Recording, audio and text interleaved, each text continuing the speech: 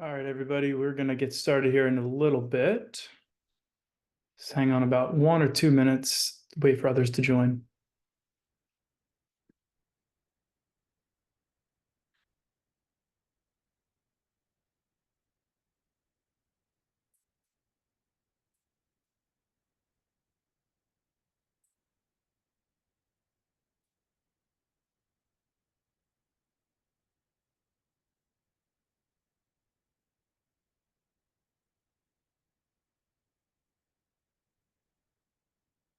All right, Jason, are you set on your end? Yep, I'm all good. All right.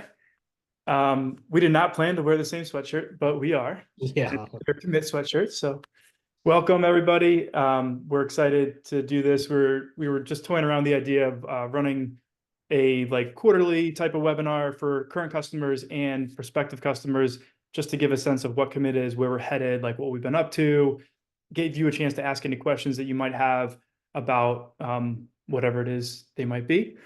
So the main purpose here is to give everybody like a short all about commit overview, just to those who are not currently using commit or not fully on the team management part of the platform yet, and then answer any questions both from those of you who are not commit customers and also current commit customers. If you have like really specific account related questions, we would encourage you to email us at team@commitswimming.com and we'll handle those through there. But more general questions about like, new features or bigger picture things, we are happy to talk through on this as well. I think that the Q&A part will benefit both current customers and not current customers. And as we go with these things over the next few months, we'll figure out the best format here. And I'll repeat this at the end, but for those of you who are not currently on Commit Team Basic or Commit Team Premium, one of our team management subscriptions, I would encourage you after this to go to commitswimming.com, book a demo, reserve a one-on-one tour of Commit as well. And this is by far the best way to like see Commit, all the details in action, ask very specific questions about specific features that are related to your club, and to figure out if making the switch is a smart move for you guys. Okay, so moving on, I want to show you kind of where we're at as a company with the product Commit Swimming and where we came from. So I'm going to share my screen here. And while you're up, Dan, real fast, just I think you would mention it. If as you guys have questions, you can use the Q&A feature in Zoom here. There's a section, it's called Q&A, where you can submit questions to us, and that's what we can kind of address when we get to that. Certain things, if it makes sense to touch on while we're going through here, I will, kind of call them out here and we'll talk through those if we're in an area it makes sense. Otherwise, we'll address those when we get to the later part of the webinar. But just as things pop up, if you have questions, that would be the place to submit them. Yep, absolutely. Don't hold back. We're here to answer. So commitswimming.com is the best place for like a quick overview tour of where the product is. We have a ton of new content on here about like what features Commit actually has. So I'd encourage you, for those of you who are unfamiliar, to come here, go to the all features page or dive into each specific feature, see how Commit can help parents, swimmers, coaches, team leaders, all the above. We've grown over the last 10 years from being a workout management platform to a full suite of tools to run your club internationally, within the US, Canada, Europe, Australia, doing billing, messaging, volunteer tracking, everything to do with meet results and meet entries, roster management, all sorts of reports and analytics. And so we truly believe that we are by far the #1 solution for team management in the entire world of swimming. That's where we are today, and we want to continue to improve. So one of the key things about us here at Commit is that we truly believe this is not just a product, it's a product and a service.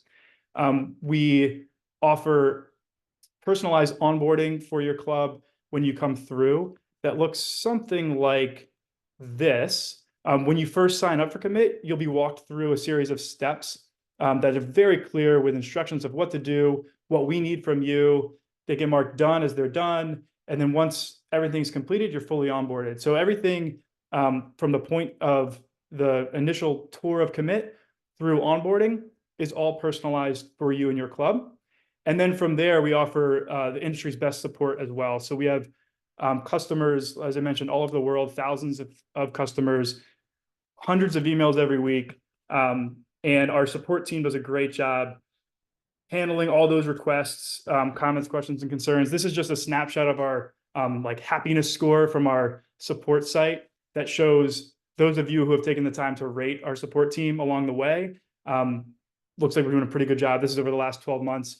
94% have rated our support team great, 4% okay, 2% not good. We could dive into each one of the not good or okay, and most likely these two might even be spam. The point is we really try to take care of you guys. Like, you buy the product, it's not like that's not the end of the relationship. We're here to help. We're here to listen to your feedback. We're here to build new features. We're here to fix bugs.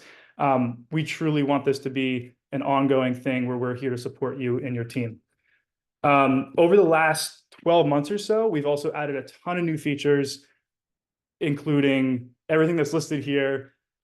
We have a lot of things in the pipeline that are currently in progress, and we don't plan on stopping improving the product. That's the thing I want to drive home, is our product currently is awesome. It's going to be even more awesome next week and the week after and the week after that. Our support team's awesome. We're here to help you guys. So I want to dive into commit itself, just to give you a quick tour of a couple of the features, and then we'll go more into the Q&A style. So this is what your dashboard looks like when you sign in as a coach or team administrator. And we have a lot of widgets right here up front that are very useful, like getting notifications when someone registers for your team, seeing quickly upcoming meets and any messages that have come in from parents about their swimmers' commitments to those meets. If you are a USA Swimming Club, we have a really, really tight integration with SWIMS 3.0 as far as registrations are concerned. And this gives you like a snapshot overview of what's going on with that connection. And then down the left-hand side here are basically every feature kind of boxed into itself. I'm going to show you the training section here. For those of you who don't know, Commit, as I mentioned earlier, started as a workout management platform. We have a pretty cool tool called the parser, where you can just like type out sets here. So like say 10 100s, kick on the 130. And we're parsing all that data out to get the time, splitting it up by kick versus pull, stroke. You can see here there's two different groups doing this workout, a distance group and a sprint group. The distance group's doing 5,900, sprint group's doing 53. All that's tracked just by you typing out. You can do circuits, 100 kick, 200 pull. As you put your cursor on here, it shows you the stats for that set. And you can also pull up your season plan. I'll show you here. You can come in here and design a season plan, all your microcycles and everything by energy system. And then when you're writing the workout, like we were just in, you can pull that up right next to you and see like where you're at, what mesocycle you're in, what you're supposed to be hitting that week. And that way you can help either yourself or your other staff design the specific training session for your team. This kind of flows right into some of our reports. So this is our training report. It's 100% interactable and clickable. So everything shows you like volume by week, split down by type, swim, kick, pull, different strokes. You can click into any of this to dive in. So like say we just want to look at the pull work, and this shows you your volume by pull each week. You can zoom back out. You can break it down by intensity.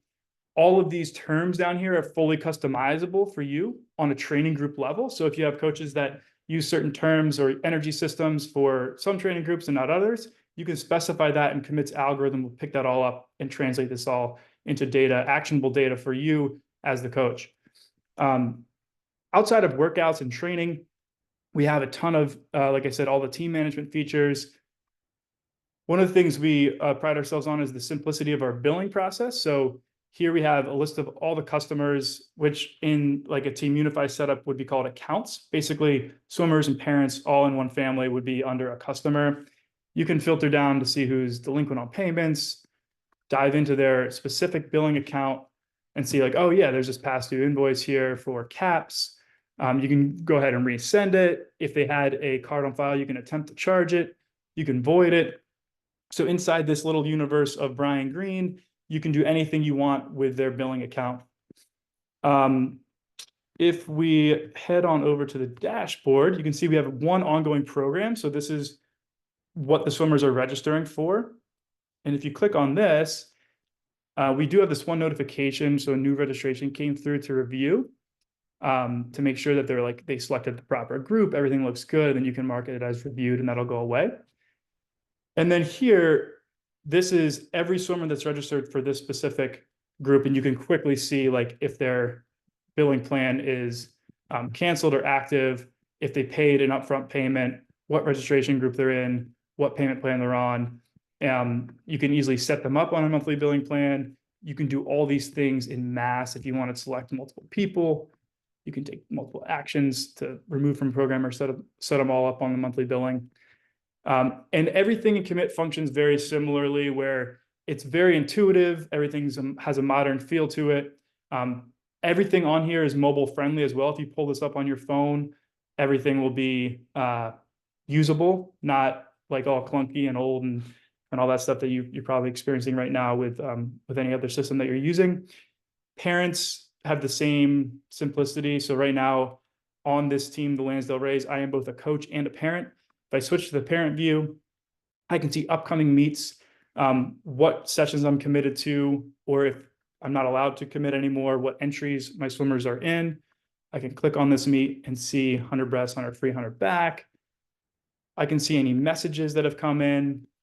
And I can go to any one of my swimmers' profiles and see best times very simply, manage all the like back-end data behind my swimmers, see my swimmers' top times and performance in every single event, filter by course.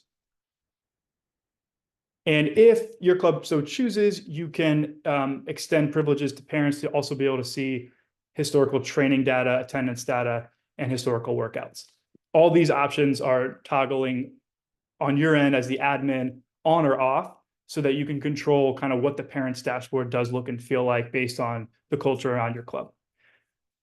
So that's the brief overview that I wanted to share with Commix. I want to leave a lot of time for Q&A in order to dive into any questions that you guys might have. So yeah, let's come up. Yep, I'm answering a few questions right here, right now in the Q&A section. But one thing that would be, I think, worth kind of talking through would be how a club could potentially go about running either their trainings or their registrations in a way that would like show an example of with like age group programs, kind of like what something like that would look like without having to get into all the specific details of it, obviously. What would like the process of setting that up generally kind of feel like or look like? Sure. So the first step would be to make sure that we have the training group set up correctly. So we would have, like here, we have a gold group and a silver group. You could add as many groups as you want. Say you want also a bronze group. And then here we have 3 different groups that are involved in the training. So training groups are used for attendance and workout writing, and also filters, like if for sending out messages or filtering your roster for any other purpose. And then on top of that, you would set up a program, which is going to handle all the registrations on the money side. So we would make a new program, say we're starting from complete scratch, and we would call it like, winter age group signups, something like that. Multiple groups, and we could, if it is truly a one-to-one mapping with your registration groups and your training groups, you would just type gold, make sure that this would indicate anyone who signs up for gold would get tossed into the gold training group. Then you can indicate whether or not this is like a USA Swimming registration required group or not. This toggle on will prompt parents as they sign up for the group to also go and register for USA Swimming or renew their USA Swimming membership if it's applicable. Putting this off will not do that. Then you would add any description here to describe what the group is, what age group it's for, what the requirements are, all that fun stuff. And you would do the same thing down here for silver and for, my zoom things in the way here, and for bronze.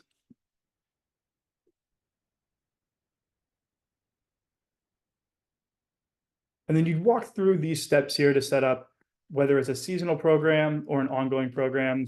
Those are the two different ways that you can collect payments inside of Commit. Seasonal basically means that there's a very clear start and stop to the program. We recommend doing this for programs that are less than 6 months long. If you run like multiple sessions throughout the year, if you, generally speaking, allow people to sign up and it's more of a monthly ongoing type fee structure, and the majority of your customers are paying you on a monthly basis as opposed to upfront, we recommend doing ongoing. With both of these, you can set up an upfront payment and an ongoing payment, but there's slight differences in how they work. So assuming you have a monthly ongoing fee structure, you would do this. This toggle here basically ensures that you review the registrations before anyone is charged any of their first billing fees. So that alert system that we have that comes through that says like, you have 6 new registrations from yesterday, you would go and approve all those and manually say, I want to set up billing for all 6 of these families or all 6 of these swimmers, as opposed to having it auto start without you looking at it. That's what this toggle does here. And then assuming that you're collecting payments inside of Commit, you would have this turned on.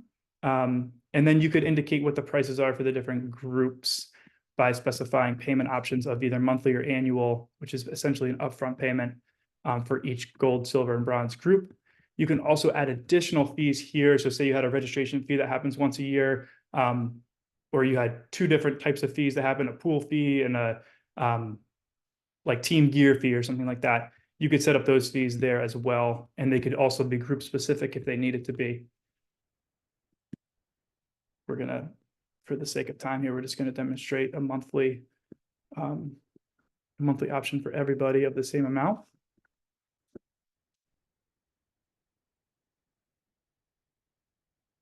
And then here's where you would add any documents, waivers that need to be signed, or other just informational documents about the program that you want parents to have access to, and they can always come back to their account and review those documents. So club documents like team handbook, all that fun stuff can get uploaded here and is a part of this program. And then here you're allowed to add any extra fields that you need in the registration process. So as it stands, when a parent registers, we collect all the basic information needed for your club, like emergency contact information, parent and guardian information, swimmer's birth date, swimmer age, all that stuff. But in addition to that, you can add anything else that you want to be able to search for on the roster. These are examples of things you might add. And then this is like your general review of what the registration process looks like. And you can go ahead and make this live. And then to preview what that would look like for the parent, you click this button, and this would show you what they would see when they come to the registration. Similar steps. They have a walkthrough process where they add their swimmers, the parent information, emergency contact, address, and review. And this would be for anyone who's signing up for your team for the first time. Once they're signed up for the first time, they just log into your account and like click, I want to sign up for this program, or tap, I want to sign up for this program. They don't have to go through all these steps every single time. And so that's kind of how the layout would look and feel. And then from there, you would, on your roster, you would be able to like sort by registration group or training group as well. And you can do this same type of filtering for any purpose, for any action you want to take, whether it's inviting swimmers to meets, whether it's sending them messages, or whether it's like running a billing report. Whatever you want to do, all those type of filters are available to you. That's generally, I think, the most basic type of setup that would happen in Commit. You would have multiple groups for an ongoing program that are directly connected to a training group.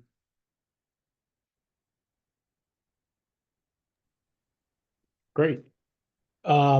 Next question is asking a little bit when it comes to the training functions in the platform. Generally, how it looks for the information that you're inputting, like how it's tracking that. They were asking specifically too if there were any like devices that connect with Commit. That we don't have. There are no devices that capture the metrics, any of the training data in that way. But from how, like a quick preview, I guess, of sort of how the data is captured and calculated when you're writing your workouts. Sure. So if we go into, let's go into a workout that has 2 groups. So to the device question, we don't integrate with any like tracking device currently. We have a really good relationship with Tritonware. And my guess is at some point in the future, at some point in time, there might be something that happens there between our platforms. We're always in conversations with them about what makes sense for their product, what makes sense for our product, and where both things are headed. But there's definitely a possibility of having some sort of dashboard either on our side or their side that kind of connects those two pieces. So that I know there's a lot of people out there that would love to see that happen. It's definitely on our radar. So that's the point of that. Here we have a workout that you can see was typed out. There's a couple things I want to note in here is that there are two subgroups, the distance group and the sprint group doing this set or doing this workout. You can tag any set to any group. So say these 5/100s fly are actually just for the distance group. You would go hashtag distance. And what that does is it takes them off of the sprints workout. It dropped down to 2,400 yards or meters. You can then write like a specific set for the sprint group. Say you wanted to do 3 times through 250s sprint, and then a 200 easy pull. And this would add that set to the sprint group. As we type, everything gets tracked, and then that same data flows on over to the training report, which you can filter by training group and subgroup. The other cool thing about the workout side is when you are in here, you can take attendance. All of the swimmers that are assigned to the subgroup of sprint or distance would be in this workout, and you can switch like what subgroup they're in for just that workout as well. So say you had a swimmer who normally does the sprint workout, sprint set, but you have an IM set today and they're going to do that. You simply just switch them to the IM group for that day. In this case, we'll switch them to distance. And what this does is it'll actually reflect on that swimmer's specific training history. So if we go to Nora,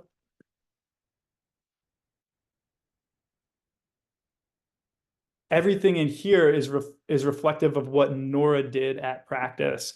So not necessarily what group they're in today, but what specific practices they attended and what groups they were in for those practices at that time, which is really neat because you can like hold meetings with swimmers and parents and show them this data that's specific to their swimmer, like what they swam, what groups they were in, their entire history of training, which ends up being a really, really powerful tool when you're trying to go back and look at what worked and what didn't work for your club.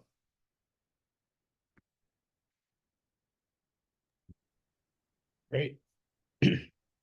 The next, there's sort of two questions here, but it's going to be within the same area. And looking at the meets, the first is sort of, does the meet entries work with Meet Manager and Team Manager? Can you do entries and export for meets and sort of show what that process looks like?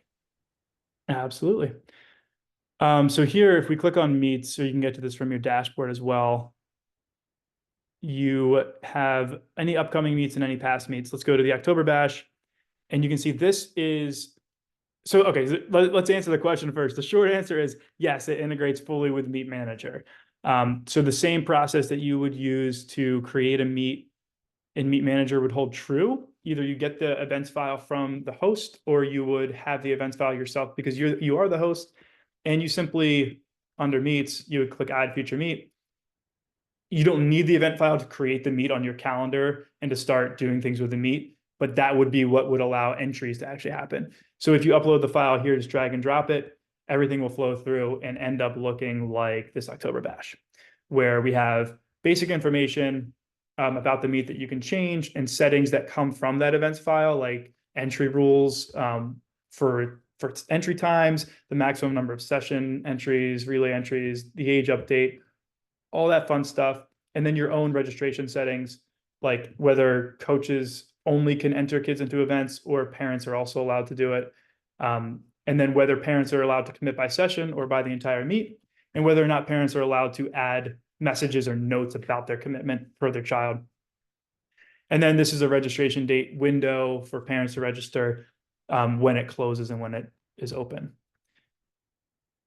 Billing settings are also adjustable, so you can bill differently for individual events versus relay events. This also comes from that file, but if you need to edit it, you can. Or if you need to add team fees that would apply to any swimmer at the meet, you can do that here, name it, put the dollar amount. And then under events, this is basically what that event file is. It's a list of the events. You can edit this directly as well. So if the meet host comes to you and is like, oh, I messed up the event number for event 4, like there's 2 event 3s, you need to change it to 4 in order for it to work in our entries. You can come here and change that. If there's a qualifying time that's incorrect, you can edit that here. A price, you can edit that here on event specific level. You can also replace the entire events file by clicking here and uploading a new one. And any entries that you have for events that are the same as the new events file will be saved. So it would only affect like new events that get added or if events get removed from that file. And then this is what the registration process actually looks like. So you see a list of your swimmers. You can filter by age group, training group, registration group, whatever you want. And as you click on each one, you can see their current entries and available entries. If you do this extended view, you can also get like a snapshot of what's going on here. You can do this by swimmers or by events, and then you can filter down to all swimmers that were invited, committed swimmers, pending or declined.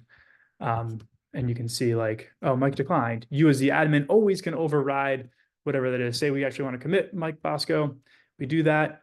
And then you can switch the session level commitments as well and see what events this meet actually doesn't have any events in his age group. Probably why he was declined. Relays are over here.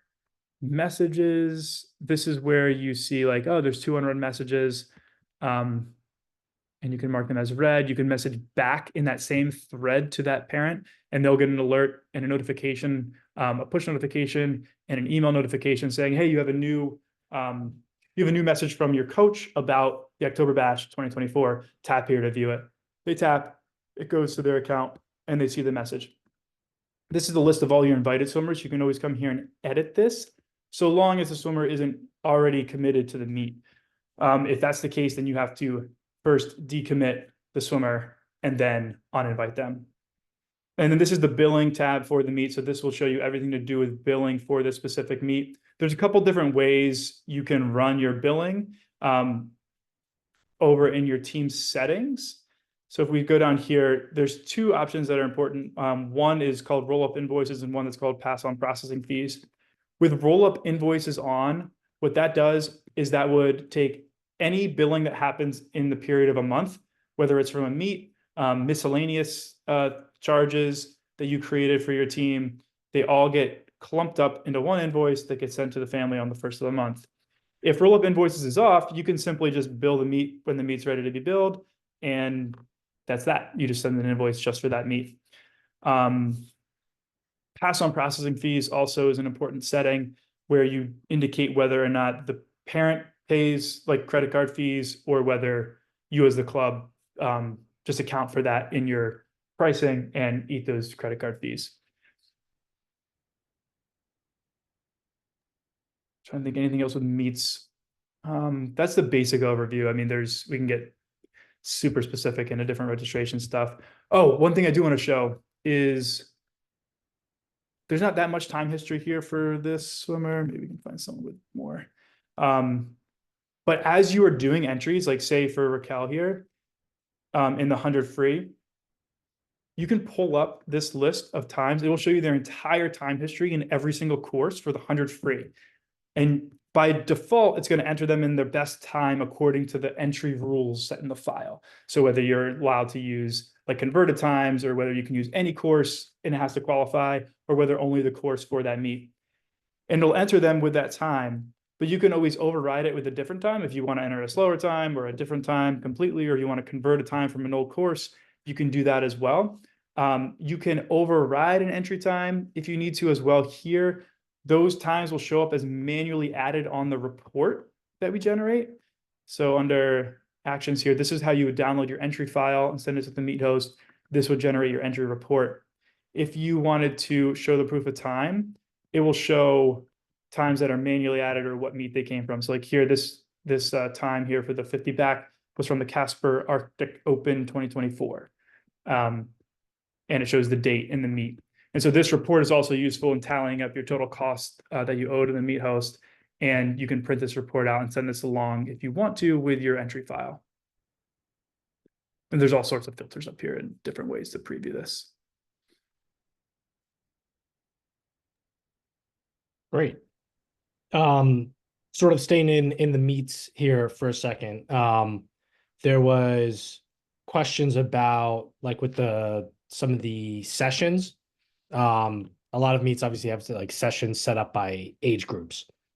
And so when the meet opens up for the members to go in and start registering, making sure that people aren't getting confused necessarily about like what sessions they are or not supposed to be signing up for. Can you kind of show where the session section is to edit that, where they could go in and input, well, I guess one, how it'll work if they're inputted into a session that maybe they don't qualify for, but also how they can update names to maybe make things more clear for their members regarding that. And equally with the session, then also how the messaging function kind of works within the meet when you're wanting to talk with members, either specifically about things within the meet or more generally to the invited population. Yep. Okay, cool. Yeah. So let's do the session stuff first. So there's a couple cool things with sessions. If we go to make a new meet from scratch and say you don't have an events file yet, so we don't really know what the sessions are because we don't have the events list. You can actually create sessions. So say you just call it like session A, or maybe more appropriately, Friday afternoon, 9:10. And then Saturday, you can name this whatever you want, 11 to 14. You can name these sessions what you want. And so when parents go to commit, they'll see whatever you type here is what they'll be committing to. So you can be as descriptive as you need to be when you create the sessions. When you go to bring in the events file, I kind of want to show you this actually. Let's see. Let's add that meet. Let's go to bring in an events file.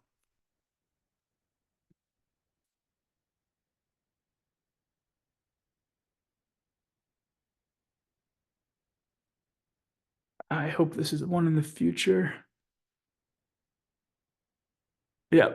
Okay. So in this case, there's only one session in the file, but that's okay because you'll get the idea. So if there was multiple sessions in this file, it would show a list of all those sessions, and then you basically map it to whatever session you had created. So say parents went in and committed to their sessions, and this was done, a month ago, and some of them committed to both, some of them committed to the one. You would then map the sessions in the file to those sessions, and then all that data about who committed to what would stay intact according to whatever mapping you created. So let's say accept session mapping here. And then from there, if you need to, you can change. So this by default will say like the day number, the Sunday, 8:30 a.m. day one. You can come in here and change this name. And similarly, so like, 9/10s only, something like that, so that parents are clear on what to sign up for. And then when you come to the registration process, let's get back to Bash. You can do a couple things. So if a swimmer is committed and not in any entries yet, you can edit the session commitments. So say you're like, oh, this is wrong. Like as you're reviewing it, or whoever is responsible for this age group knows that Genevieve actually isn't supposed to be committed to any Tuesdays. You can decommit, and then the events list won't show those events anymore as possibilities. You also could notice that after the fact and remove a swimmer from events. So like as the admin, you ultimately have control over who's committed to what sessions and what events those swimmers are in, basically no matter what. The messaging system we kind of showed before, but you as the coach can come to your messages list on this meet and go swimmer by swimmer and send them a message or view messages. The things that are unread will pop to the top. Or on an actual swimmer's registration card over here, you can come over to messages and it will show a history of that message. It'll also show a little icon with how many unreads there are, and you can send a message to the parent here as well if you want to open up the conversation. Then we have this feature sprinkled throughout commit in a number of different places, one of them in which is meets. You can send a message to ... entered swimmers, committed swimmers, pending swimmers if there were any, declined swimmers and invited swimmers. And so what this will do, like say we want to send a message to all committed swimmers, it'll pull up the messaging feature with a new message with all 50, I think there was 51 swimmers that are committed to that meet selected on your roster.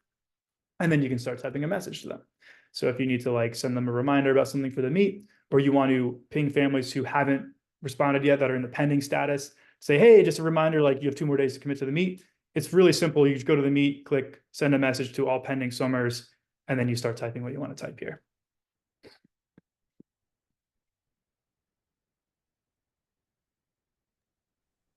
Great. Sort of in line with some of the meet stuff, generally how can, or where's the best place for teams to go in and remove, like either how to remove swimmer, like I guess the result times if they come up, like where can they edit and remove results times is ultimately the question there. Yep. So right now, the only place to do this, and this is going to change hopefully sometime in the medium term future, is under the performance report. So if you filter down to like the age group and the season or the gender, whatever you need to do, find the time that's the bad one. So the reason we put it here is because sometimes it's really obvious what times aren't accurate when you look at it in this view, and you're like, oh wow, like say this time was actually 7 seconds. Like that's not a thing. You click on these 3 dots here and you can edit or remove the time. If you go to edit the time, you can change the time here. You can also change the splits if it was more than a 50, and then you save the time there. You can remove it by clicking this button, and that'll remove it from your account completely. Oh, one other thing. And we do this somewhat on purpose. The swimmers' best times on their profile, this is related to this question, are independent of, half independent of the times that are in your like reports history. The reason for that is we wanted the ability for coaches to be able to override best times, especially for like potentially new transfer swimmers that didn't have their full-time history inside of commit yet. So you could come in and say, oh man, like this is urgent. It's a temporary solution, right? This is urgent. We need to enter Susan with a different 50 free time than this, that we know she swam at this other meet. We can prove it if we like show the meet host, whatever. You can just directly edit the best time. This will not change the time that's in the report from the actual meet. Like the other times are from meet files. These times get updated when meet files get uploaded if there's a better best time, but you always can come in here and override the best time. And these are the times that will be used to enter swimmers into meets by default. I almost feel like I maybe confuse people more by saying all that, but the point of that is to say, like, you can also edit best times, because the question was about editing and removing results. You can kind of do it in 2 places. This is the other place you would come and change a swimmer's best time, which will be reflected on meet entries.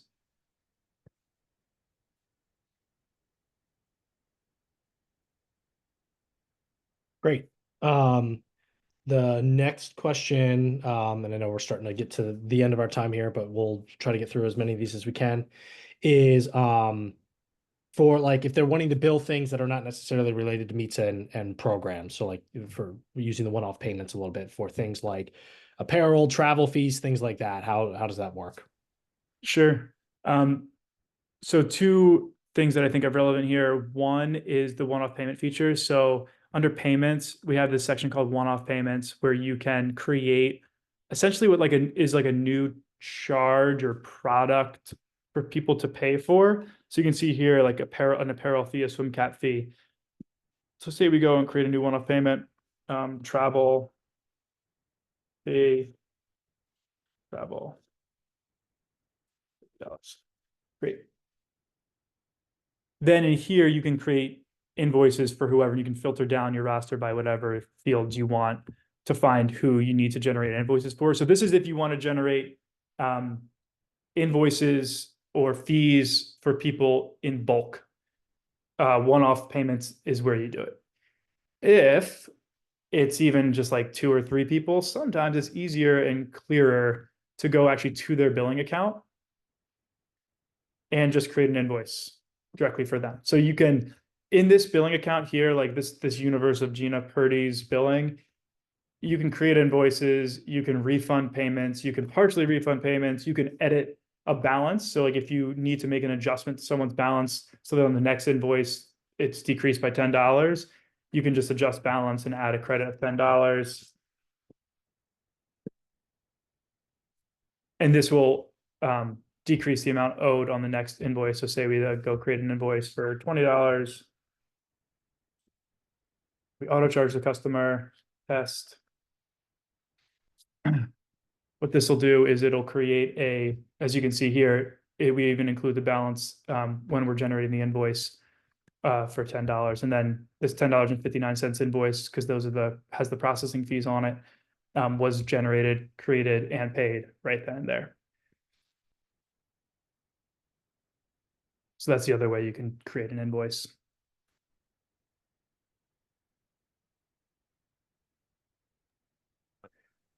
Great. Let me see here. We still have a good bit of questions. And for a lot of people that we're not going to be able to get to here on the call, I'm going to make sure I follow up with everyone on answers to your questions here. But let me just see real fast what I have that we can go over here to wrap up with. Love the questions, guys. This is awesome. And yeah, we'll follow up with anything that goes unanswered, like Jason said. Here's a good one that because we can show a little bit of it here. Is generally like the website design and just working within the website. Generally, how does that look and feel? Yep. So this is your website section on the back end. It'll say your website live to your site. This is obviously a fake team. We have the theme where you can set your brand color, contact us information, font, your logo, and then under pages, this is the page setup. So home, about, programs, and say sport would map directly to like your homepage, about, program, and say sport. And then each one of these, you can make either a drop down with multiple pages inside of it or just a page.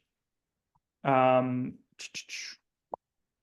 so in this case, let's go to the homepage. So I'll show you an example.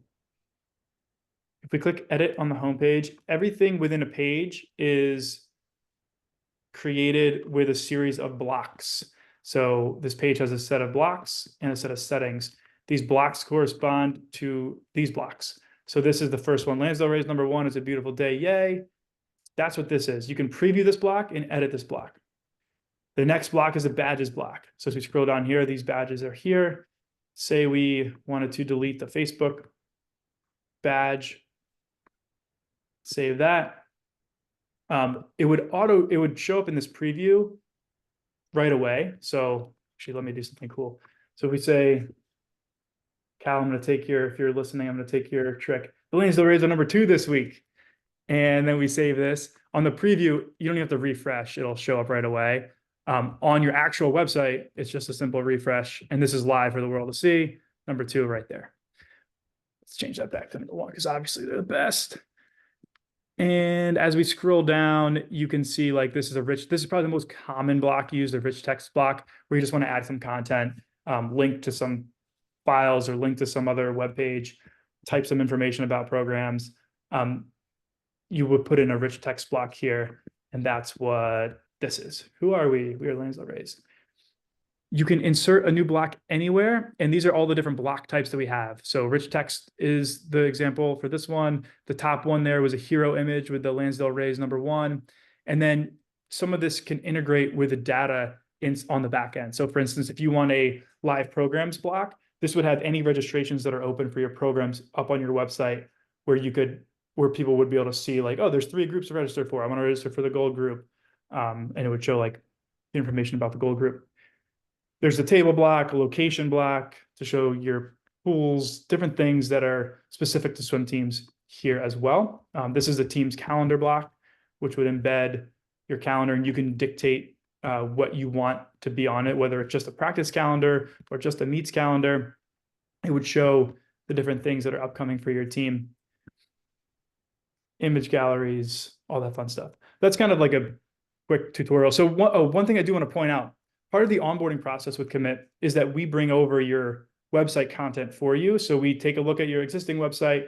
We help you migrate the marketing material, club information off of it and get you set up on the new site for like a draft one. And obviously you can come in and edit it and tweak it. But we take that heavy lift because we know that can be a little daunting to be like, oh man, I'll take a few hours.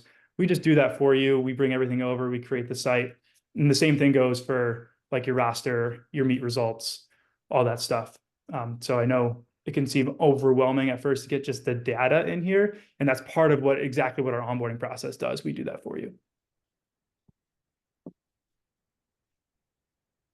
Great. I think I think you touched on it briefly, and just I know we're right at the end here, but I think this will only take a minute to kind of show. There were a few people sort of asking generally about the like you showed a little bit of like applying a credit to the account, like generally how easy it is to do like a refund for anything, how you can refund either a full amount or a partial amount of a someone's billing history. Sure. Come over to an account that has some billing history here. So the Armstrongs have, say this 4174 for the silver group. That looks like it's a prorated amount. We can refund this payment. We can refund it in full, which will process the 4174 back to their card. It'll show up as refunded right there. And then if you go and you click view invoice, it'll also show it right away. And this is the same thing they can see on their end as far as like that they would be able to see, oh, look, all this. If you download the receipt, it'll show on the receipt that the amount was refunded. Applied balance, amount paid, amount refunded on December 11th. And then if we wanted to do a partial refund, you just click on the payment here. Say we only want to refund $10 of this 83. We would do this and it would say refunded $10. And the same thing holds true here. If you were to view the invoice and download the receipt, it would show that the $10 was refunded on December 11th. And this is an example of like how the roll-up billing functions. We talked about this a little earlier. Everything will basically get added to this pending invoice items under a specific customer. And you'll see it accrue throughout the month, like what will be included on that bill. You can always come in here and click invoice now. And what this will do is it'll just create an invoice based on whatever's pending at the moment. So you can manually override the auto billing if need be. And for any invoice that you generate, you can always auto charge a customer or send the invoice to request payment if they don't have a payment method on file, or if that's just how you prefer to do it. They'll basically get an email that says you owe $52.13, and it'll show them the invoice. They'll click pay invoice and enter their payment method specifically for that invoice right then and there.